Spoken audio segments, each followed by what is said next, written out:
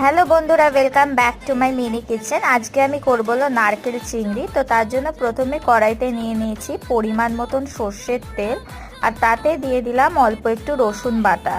রসুন বাটাটা একটু ভাজা ভাজা করে নিয়ে তার ভেতর অ্যাড করে দিতে হবে কুচি করে কেটে রাখা পেঁয়াজ।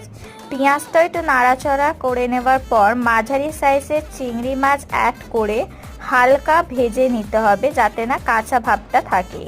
তারপরে এতে দিয়ে দেব পরিমাণ মতন সর্ষে বাটা, আর দিয়ে দেব স্বাদ মতন লঙ্কা গুঁড়ো, হলুদ গুঁড়ো আর নুন।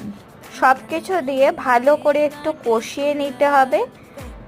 মশলাটা একটু ভাজা ভাজা হয়ে গেলে তার ভেতর অ্যাড করে দেবো আমরা পরিমাণ মতন জল দিয়ে একটু ফুটতে দেব। ফুটলে তারপরে আমরা এতে দিয়ে দেবো নারকেল কোড়া আর একটা গোটা কাঁচা লঙ্কা।